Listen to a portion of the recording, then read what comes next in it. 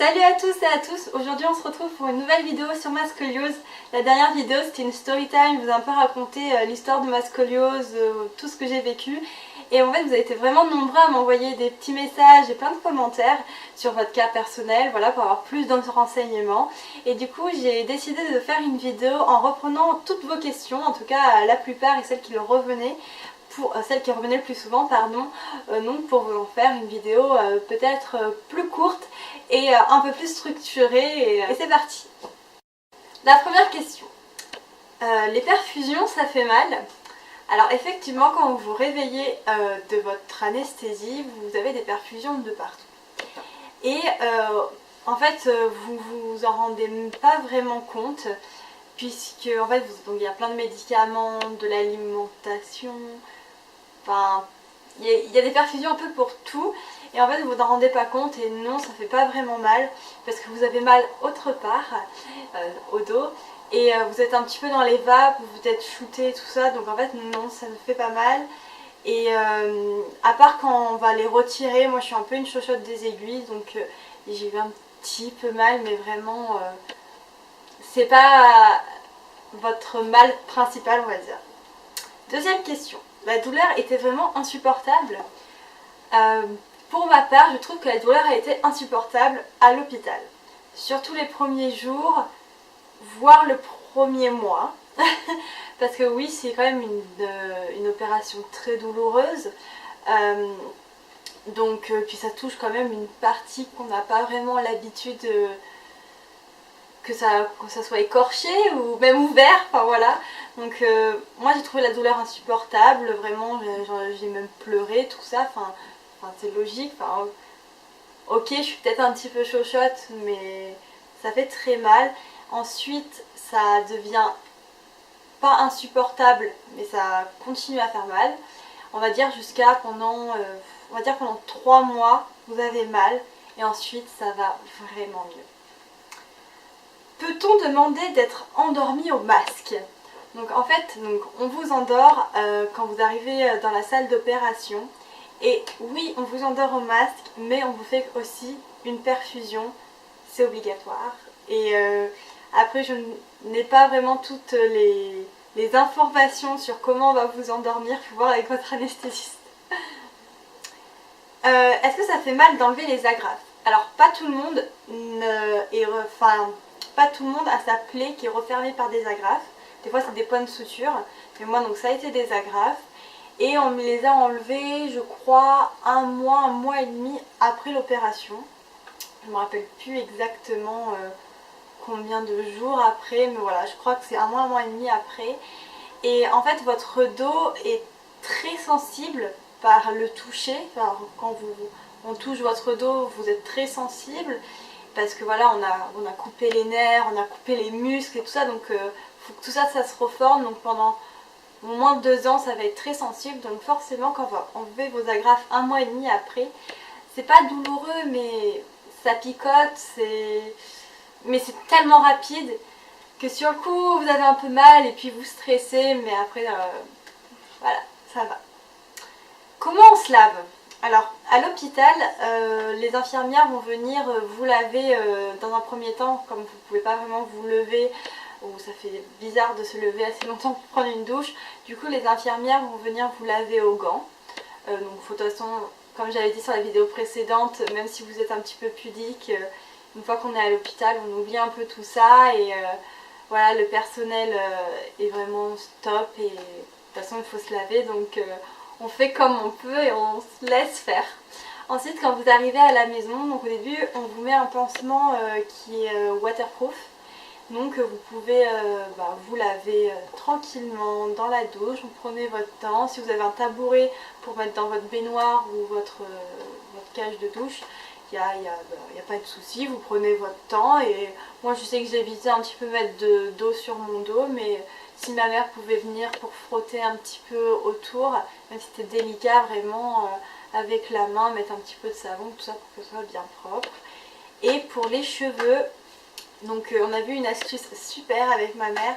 Elle avait acheté je vous mettrai le lien sous la vidéo, un peu comme chez le coiffeur. Donc c'est un truc qui se met au niveau du cou, on pose sa tête, donc je mettais un gros coussin sur mon dos, je mettais un siège quelconque, un gros coussin sur mon dos, et du coup je me lavais dans le lavabo avec cet accessoire pour laver les cheveux comme une coiffeuse à domicile. Du coup ça me permettait d'avoir le dos droit et voilà. Bon après il faut être assisté, voilà, donc ma merde sur le coup elle était top et après c'est normal. Ensuite, on reste combien de temps à l'hôpital? Donc ça varie, moi on m'avait dit entre 1 semaine et 15 jours, je suis restée 10 jours parce qu'en plus il y avait eu des jours fériés, tout ça. Et puis j'ai été malade, du coup, j'avais mal au ventre. Du coup on m'avait gardée pendant 10 jours, mais voilà, ça peut varier en fonction de votre opération et de votre état de santé et de votre état de rétablissement. Comment ne pas s'ennuyer et garder le moral? Pour pas s'ennuyer, déjà à l'hôpital, moi j'avais eu un petit problème, il n'y avait pas eu internet. Alors je n'avais que la télé. Donc je me suis amusée à regarder la télé, même si pendant les vacances scolaires et en pleine journée, il n'y a pas des choses fouti-fouta quoi, enfin comment dire, géniaux. Donc voilà, après j'avais mon portable, donc à l'époque j'avais même pas internet sur mon portable, mais je me débrouillais comme je pouvais. Puis de toute façon j'étais tellement dans le commutar et j'étais pas... Ouais, j'ai pas vraiment de conseils à l'hôpital, à part ouais, voilà, lire un livre si vous aimez ça. Si vous avez des consoles, prenez votre console portative, votre portable, l'iPad, je sais pas. Vraiment pour l'hôpital il faut s'occuper comme on peut et ça sera pas vraiment une partie de plaisir de toute façon. Et une fois arrivée chez moi, donc pour garder le moral, déjà j'ai mes amis qui sont venus me visiter. Ensuite mon copain est venu, donc forcément... je passais mes journées avec lui et on discutait, on papotait, il m'aidait à me rétablir et en plus j'ai eu un petit chat juste avant mon opération et c'est vrai que ça m'a vraiment aidé parce que c'est sûr qu'un petit chat ça a besoin de beaucoup d'attention et comme je m'ennuyais, voilà, j'avais toute mon attention aussi sur ce petit chat et ça a vraiment été mon chat thérapeutique. Et ensuite, pour garder le moral, pareil, discuter avec vos amis, de toute façon c'est pas un drame et vous allez vous rétablir. On va dire dans 3 mois, ça va, c'est bon. 3 mois sur toute une vie, ce n'est rien. Donc de toute façon, il faut se motiver comme ça. C'est un mal pour un bien. Donc tu t'autorises à sauter, danser ou autre, ou l'opération te fait devenir plus sage dans tes mouvements. Ça fait 2 ans et demi, bientôt 3 ans, que je me suis fait opérer. Et bien sûr que je m'autorise à danser, je fais du sport, je ne suis pas du tout bloquée dans mes mouvements. En tout cas, peut-être un peu, mais franchement, je me suis adaptée et je vis totalement comme tout le monde. Si on me croise dans la rue, dans une soirée à l'école et que je ne dis pas que je me suis fait opérer, je pense que personne ne le sait et non, je ne suis pas du tout bloquée par mes mouvements en tout cas, voilà, à part là c'est mon maximum, à part que je ne veux pas me cambrer et me faire le dos de chat, à part ça, franchement, et puis on fait pas le dos de chat et on se cambre pas tous les jours, donc à part ça, non, il n'y a vraiment pas de souci, franchement il ne faut pas que vous vous inquiétez sur ça, vous n'allez pas être vraiment handicapé dans vos mouvements. Je vais à la salle de sport, je peux nager et je danse tout le temps chez moi. Ensuite, les gestes à ne pas faire et ceux à faire pour une bonne guérison du dos. Donc les gestes à ne pas faire, donc je pense que c'est trop, dans un premier temps, tirer sur son dos. Vous n'allez pas être vraiment souple, vous allez être déjà un peu toute droite. Donc laissez le temps que votre dos se rétablit pour retrouver vos mouvements. Donc je pense dans un premier temps, voilà, évitez à tout prix de vous baisser. Si vous baissez les jambes, voilà. Aussi moi, comme j'avais dit dans la vidéo précédente, je crois, j'avais une pince attrape-déchets pour éviter, quand je fais tomber quelque chose, par exemple, je sais pas, j'avais fait tomber une chaussette, j'avais envie de la récupérer pour mettre dans le linge sale, j'avais ma petite pince et c'était vraiment très pratique. Ensuite, les gestes à ne pas faire, ne pas porter de choses lourdes, surtout dans un premier temps, on va dire pendant les 6 premiers mois, éviter de porter, on va dire, un pack d'eau. Vraiment, ça c'est juste impossible. 2 bouteilles d'eau, c'est déjà pas mal. Et les gestes à faire, alors moi je n'ai pas eu de rééducation avec un kiné, je n'ai pas eu de corset post-opératoire. Du coup, moi tout ce qu'on m'avait dit c'est marcher, marcher, marcher. Et donc c'est sûr que comme c'était les vacances scolaires, j'ai pu marcher, il faisait beau. Donc je suis même, donc comme j'avais dit, je suis montée au Puy-de-Dôme. Voilà, je suis allée en ville, peut-être un mois et demi, 2 mois après mon opération. Et vraiment, voilà, il faut marcher, marcher, marcher. Si vous avez un jardin, tant mieux.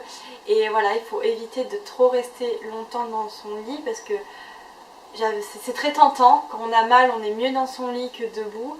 Alors on a tendance à rester dans son lit, mais si on reste trop dans son lit, ben, nos muscles se ramollissent, c'est pas bien, et c'est pas bien, donc non, il faut bouger, il faut marcher, et voilà. Et aussi un geste à ne pas faire, je sais qu'il ne faut pas rester dans un tout premier temps après l'opération, le premier mois, rester trop longtemps assis.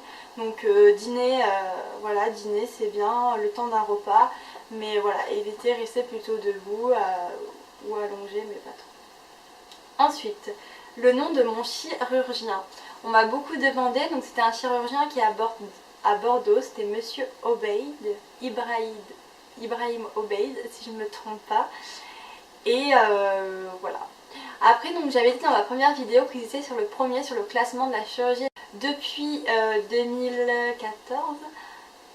Oui, je crois que c'est ça. Le classement a changé, mais après, libre à vous d'aller où vous voulez, plus près de chez vous, plus loin, en fonction du classement, en fonction des recommandations en tout cas.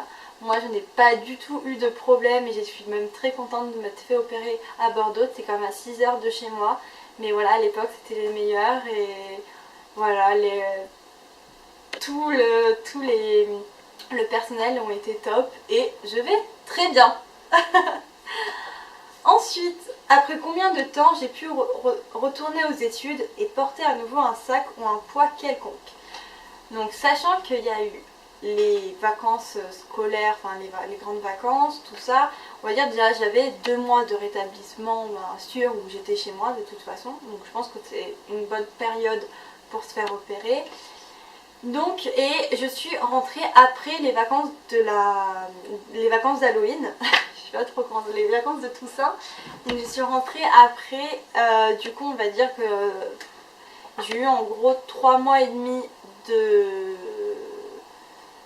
d'arrêt, on va dire. Et oui, après ces 3 mois et demi, j'ai pu aller à l'école tout à fait normalement. Je portais mon sac, bon, par contre j'avais demandé à l'école d'avoir un casier pour poser mes affaires, pour pas porter mes livres. Et voilà. Donc on va dire au bout de 3 mois, on peut aller à l'école. Enfin en tout cas en fonction de chaque personne, mais ça c'est comme je le répète, c'est mon cas. Donc après peut-être qu'en fonction des opérations ça peut être plus longtemps, peut-être que ça peut être moins longtemps, mais on va dire au bout de 2 mois ça va déjà mieux. Donc voilà, et les poids, donc de toute façon c'est pas conseillé de porter plus d'un pack, un pack d'eau, même maintenant, même si un pack d'eau quand même j'arrive à le prendre. Donc voilà, de toute façon au bout de 6 mois, votre vie est presque totalement, vous êtes presque totalement rétabli, donc ne vous inquiétez pas. Voilà, j'ai répondu à toutes les questions les plus fréquentes. Si vous en avez donc toujours, n'hésitez pas à me laisser un commentaire, à m'envoyer un mail, à même m'envoyer un message privé sur Instagram. Je vous mets tout ça dans la barre d'infos. C'est vrai que je m'implique beaucoup dans cette cause, on va dire. Mais voilà, j'aime bien vous renseigner là-dessus et ça me fait plaisir de pouvoir vous aider et vous rassurer. En tout cas, si tu as aimé cette vidéo et que ça a répondu à tes questions, ben, n'hésite pas à t'abonner à moi ou à mettre un petit pouce. Et merci et à bientôt pour de nouvelles vidéos.